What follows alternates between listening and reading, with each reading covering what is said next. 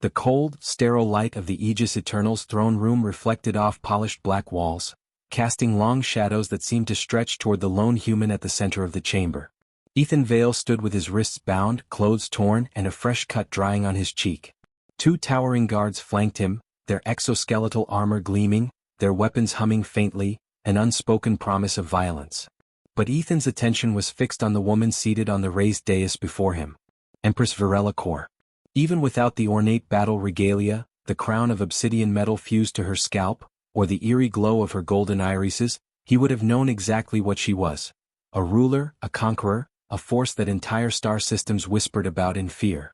And yet, standing in her presence, Ethan felt nothing but an overwhelming sense of irritation. "You're smaller than I expected," he said, his voice casual. Silence filled the throne room. The guard stiffened. Somewhere behind him, a scribe exhaled sharply, as if anticipating the sound of a severed head hitting the floor. Varela, however, remained still, her expression unreadable. Ethan tilted his head. "I mean, don't get me wrong, the whole galactic tyrant aesthetic is on point. Very dramatic. But I was expecting someone taller." A slow ripple of energy passed through the air, like static before a storm. Varela leaned forward slightly, elbows on her knees, fingers laced together. "You are either very brave," she murmured, her voice smooth as polished steel, "or very stupid." Ethan smirked. "Oh, I don't like to limit myself." One of the guards struck him across the back of the legs, forcing him to his knees. Pain flared through his limbs, but Ethan clenched his jaw and stayed upright, refusing to bow. He knew exactly how this was supposed to go. He'd seen it before, helpless prisoners breaking under her gaze, groveling, begging for their miserable lives. It was theater. Ritual. A display of dominance. And he refused to play along. Varela studied him for a long moment, as if dissecting something foreign and vaguely amusing. "Do you know why you're still alive, human? Because you love the sound of your own voice?" The second blow came faster, a strike to his ribs that stole his breath. Ethan coughed but refused to fold in on himself. He inhaled sharply through his nose, blinking away the sting. Varela exhaled, the barest trace of amusement flickering in her gaze. "Interesting." A low-ranking officer stepped forward. "Empress, the colony has been secured. This human was found among the engineers attempting to sabotage the orbital relay. He is of no consequence. Allow me to." Varela raised a hand, silencing the officer with a mere flick of her fingers. She stood, descending the short steps until she was level with Ethan. Up close, the air around her hummed with restrained energy, the weight of her presence pressing down like an unseen force. She crouched before him, her golden eyes searching his face, the way a scientist might regard a particularly strange specimen. "I have broken the will of monarchs, reduced entire civilizations to dust. Every being that stands before me understands one simple truth: I am inevitable." Ethan met her gaze without flinching. "Sounds exhausting." One of the guards moved to strike him again, but Varela stopped him with a slight motion. She kept her attention on Ethan. "You mock me. Why?" "Because it pisses you off," he said simply. A flicker of something crossed her face. Annoyance, curiosity, something deeper. "You do not fear me." Ethan shrugged. "Oh, I do. I just don't find it particularly useful." She rose to her full height, considering him. "Most of your kind crumble before me. You, however, are inconveniently persistent." "Flattered." "You shouldn't be. It means I will have to find a more interesting way to break you." Ethan exhaled sharply, shifting his weight. "Good luck with that. I'm famously stubborn." Varela smirked, and the sight was somehow more unsettling than her usual cold indifference. "We shall see." She turned and ascended the steps back to her throne. With a flick of her wrist, the guards hauled Ethan to his feet. He grunted but didn't struggle. "Take him to the holding cells," she ordered. "I want him preserved. For now." Ethan sighed theatrically as he was dragged away. "Great. Can't wait to see what kind of 5-star accommodations you guys have. Hopefully, something with a decent view." Varela listened as his voice echoed down the corridor, long after he was out of sight. No, he wasn't afraid. Not yet. But he would be. The cell was clean. That was the first thing Ethan noticed. No filth, no smell, no bloodstains from the last poor bastard who had occupied it. The walls were smooth, metallic, humming faintly with the life of the Aegis Eternal itself. A single strip of white light ran along the ceiling, too dim to be oppressive, too bright to allow true rest. The floor was cool beneath him as he stretched out on the thin, rigid cot. Comfortable enough to survive. Uncomfortable enough to remind him he was still a prisoner. He had been in worse places. He had also been in much better ones. The door slid open with a whisper of hydraulics. Ethan didn't bother sitting up. He had a good guess who it was. "You know," he said, keeping his gaze on the ceiling, "I was starting to think you'd forgotten about me. You wound me, Empress." Varela Kaur stepped inside, alone. The guards stationed outside did not follow her, though Ethan was sure they were listening. Maybe watching. The Empress didn't seem to care. She moved with the same controlled grace as before, but this time she wasn't wearing her ceremonial armor. The crown of obsidian metal still adorned her scalp, but the regal battle plating had been replaced with something simpler. A deep crimson bodysuit lined with subtle reinforcements, functional rather than ostentatious. She was still dangerous. Just less interested in announcing it. Ethan finally sat up, swinging his legs over the side of the cot. "So, what's the plan? You gonna interrogate me? Torture me? Give me a stern talking to about the importance of proper respect?" Varela regarded him with a measured stare. "I have spoken to prisoners before, human. You are different." Ethan gave her a lazy smile. "Let me guess. Most people beg. They crumble. Right. And you enjoy that, don't you?" She tilted her head slightly. "It is necessary." "Ah. So it's not about enjoyment. It's about duty. How noble of you." She ignored the sarcasm. Instead, she took a slow step closer, crossing the room with the deliberate patience of someone in complete control. Ethan didn't move, but he tracked her movements carefully. "Why do you resist?" she asked. "There is no logic in it. Your people have fallen. Your colony is mine. You have no power here." Ethan exhaled, rubbing the back of his neck. "You keep saying that, but here's the thing, you want me to break. And as long as you want that, I have power." Varela studied him, golden eyes flickering with something he couldn't quite place. Interest. Frustration. Something between the two. "I could force the truth from you," she said. Ethan leaned forward slightly. "You could try." Silence stretched between them, but Ethan didn't look away. He didn't challenge her outright, not with his body language, not with aggression. But he dared her. Dared her to reach into his mind with whatever alien ability she possessed. Dared her to prove him right. She didn't. Instead, she shifted tactics. "Tell me then. What is it you truly believe?" Ethan scoffed. "Oh, we're doing philosophy now? Should I be flattered?" Varela's expression remained impassive. "If it amuses you." Ethan let out a slow breath. He thought about lying. Thought about playing the role of the defiant prisoner, keeping his cards close. But that was the problem with people like her. They expected resistance. They prepared for it. The best way to get under her skin? Honesty. "I believe," he said slowly, "that people like you always lose eventually." She raised a single brow. "You believe my empire will fall. Every empire falls. Not mine." Ethan grinned. "That's exactly what all the other dead conquerors said." Varela's lips curved ever so slightly. Not quite a smile, but close. "And yet I stand. They do not. Asterisk for now, asterisk." The words hung between them, suspended in the still air of the cell. Varela watched him, her gaze searching, not for weakness but for something else. Understanding. Finally she said, "You are an irritant." Ethan chuckled. "Yeah, I get that a lot." She turned sharply, striding back toward the door. Before she stepped through, she spoke without looking at him. "I will return." The door slid shut behind her, leaving Ethan alone with the quiet hum of the ship. He let out a slow breath and leaned back against the wall, drumming his fingers on his knee. The game had begun. He just had to make sure he was still playing when the pieces started falling. Ethan Vale stood in the center of the execution chamber, wrists bound, shoulders stiff with the kind of tension that had nothing to do with fear. The room was hollow, metallic, the walls lined with dark plates that swallowed sound, the floor beneath him humming with the quiet pulse of the Aegis Eternal itself. A dozen armored guards formed a silent perimeter, their weapons charged but not yet raised. He wasn't dead. That meant something. Varela watched from the elevated platform above, her golden eyes unreadable. She wore her full war regalia again, obsidian crown gleaming, deep red battle plating sculpted to fit the angles of her body.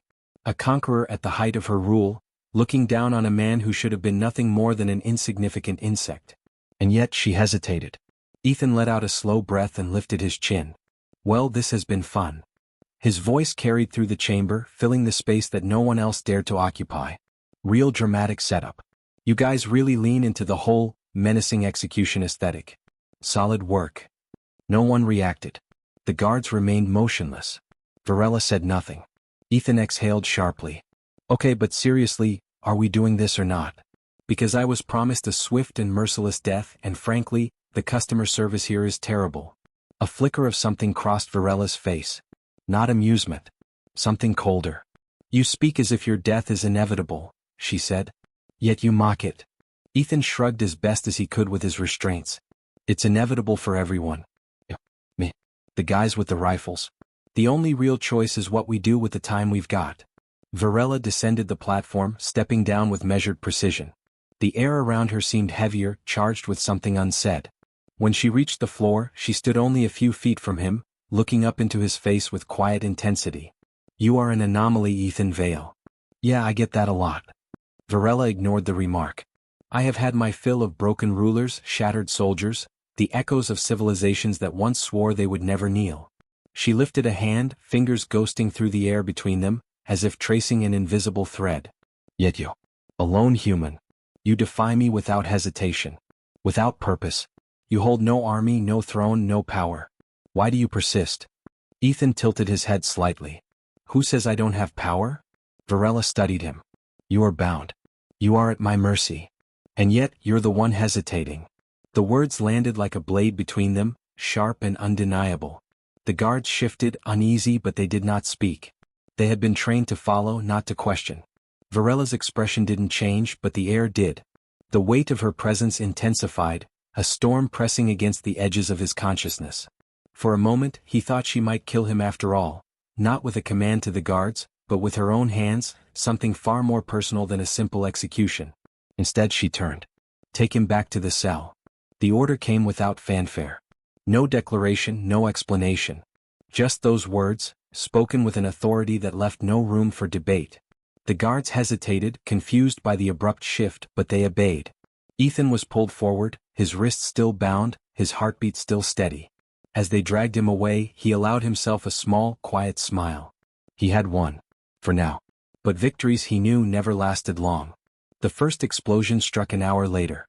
It started as a deep, bone-shaking tremor, just enough to be noticeable, just enough to make the Aegis Eternal groan beneath the force. Ethan felt it from his cell, the brief flicker of the lights, the split-second hesitation in the ship's constant mechanical hum. Then the alarms began. A sharp, urgent wail, the kind that didn't signal a drill or a minor system failure. No, this was something worse. Something real. The door to his cell snapped open before he even had time to process what was happening. Not Varela. Not a guard. Instead, it was General Cathis, tall, broad-shouldered, his heavy battle armor stained with fresh scorch marks. His face was set in grim determination, his eyes cold with purpose. Ethan barely had time to smirk before Cathis grabbed him by the collar and hauled him forward. Well, Ethan said, stumbling into the corridor, this is a surprise. Wasn't expecting the big guy himself to come do the dirty work. Cathis didn't respond. He simply shoved Ethan against the wall, one hand pressing a blade to his throat. The Empress is weak, Cathis said, voice like ground stone. She let you live. That mistake ends now. Ethan swallowed against the pressure of the blade. Look, if you wanted a private moment with me, you could have just asked. Cathis didn't blink. This is not a game, human. Yeah, I figured. Ethan flicked his gaze toward the corridor behind Cathis. The ship was still shaking. More explosions. More alarms. So, what's the plan then? Kill me and stage a coup? Or stage the coup first, then kill me? Cathis's grip tightened. You do not matter. But she hesitates because of you. A weakness I will remove. Ethan let out a slow breath. You know, you could have just let her execute me. Would have saved you the trouble. Cathis's jaw tightened. That, at least, told Ethan something useful. The general hadn't wanted Varela to kill him. He had wanted her to do it without hesitation. Without question. And she hadn't. Ethan smiled. Oh, I see now. She's slipping, isn't she? Cathis didn't respond, but Ethan could feel it in the air. The tension. The truth. Varela Kor, conqueror of worlds, breaker of empires, was hesitating. And that hesitation had made her vulnerable. Cathis pulled back the blade. You die now. The explosion saved him. A blast rocked the corridor, sending shrapnel and smoke cascading through the air. Cathis stumbled, thrown off balance for just a fraction of a second. just long enough for Ethan to twist free and slam his shoulder into the general's midsection. The impact barely budged the larger man, but it was enough. Ethan hit the ground, rolled, and started running. He didn't know where he was going. Didn't know how far he'd get. But he knew one thing: he wasn't about to die here. Not today. Behind him, Caithus roared, and the chase began. The ship was burning. Ethan ran. His lungs burned, his legs ached, but he didn't stop. The Aegis Eternal, a vessel built to withstand planetary bombardments, was now a labyrinth of chaos. Fire licking at the edges of torn bulkheads, alarms blaring warnings of hull breaches, the smell of smoke and scorched metal thick in the air. Explosions thudded through the decks, sending tremors up through his boots, forcing him to adjust his footing with every step. Somewhere behind him, General Caithus was still alive, still hunting. A voice crackled through the overhead comms, edged with fury and command. Secure the bridge. Eliminate the loyalists. Caithus. His coup had begun. Ethan skidded around a corner, nearly colliding with a soldier already mid-sprint. The man barely had time to register him before Ethan drove an elbow into his throat, catching the falling rifle before it hit the deck. He didn't have time to marvel at his own reflexes. The power struggle had reached its tipping point, and he had no intention of getting crushed in the middle of it. He darted down another corridor, searching for an escape route, a docking bay, an unguarded shuttle, anything that would put distance between him and the madness unraveling around him. He was nearly at the end of the hall when the lights flickered, then died completely, plunging everything into a dim, emergency-lit haze. The voice that followed was smooth, controlled, edged with something dark. You are resourceful. Ethan slowed, heart pounding. He turned his head slightly, just enough to see her standing at the intersection behind him, wreathed in the flickering red glow of the failing emergency lights. Varela Corps. Her battle armor was dented, streaked with soot, but her posture was unshaken. In the chaos of her own flagship being torn apart, she had hunted him down. He let out a breath, grip tightening on the stolen rifle. If you're here to kill me, you're late. Caithus beat you to it. Varela took a measured step forward. Caithus is a fool. He does not see the future. Only a throne. Ethan exhaled, shifting his weight. And what do you see? She studied him, her golden eyes gleaming even in the failing light. I see an empire fracturing. I see a war before it has begun. And I see a man who refuses to kneel. Ethan scoffed. Pretty words. They still lead to the same thing: your empire, your throne, your rule. She tilted her head. Do you truly believe I am unchanged? His jaw tightened. Behind them, another explosion rattled the bulkheads. The ship groaned, warning klaxons screaming about decompression on the lower decks. They didn't have time for this. But Ethan knew what she was doing. This was her final test. She had spent a lifetime breaking the wills of rulers, rebels, civilizations. He had refused to break.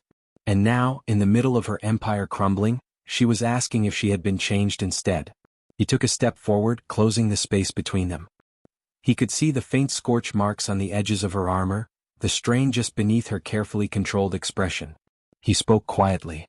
I think you want to believe that. Varela didn't move. Didn't speak. For the first time since he had met her, there was uncertainty in her eyes.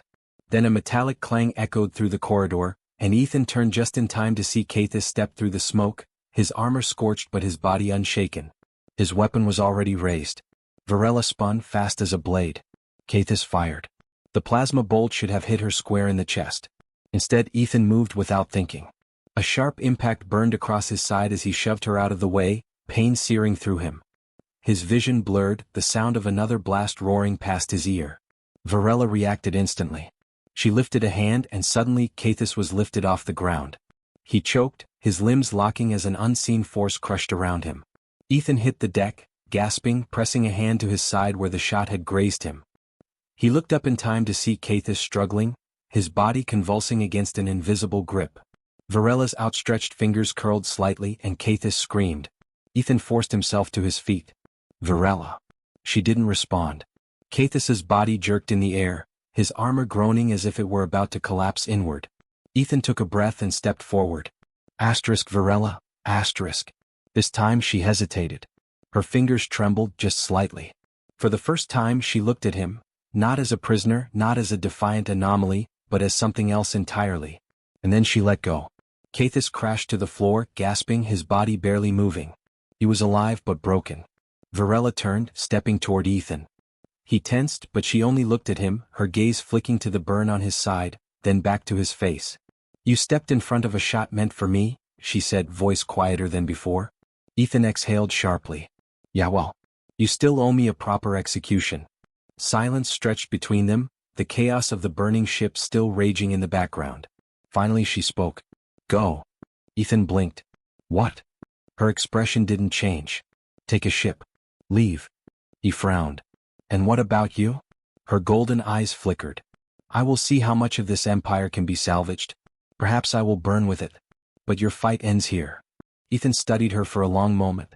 He had spent so much time trying to push her, to break her, to force her to see, and now, standing in the wreckage of her own creation, she had finally made a choice. He nodded once. Then he turned and ran. Behind him, Varela stood among the flames, watching him disappear into the depths of the dying ship.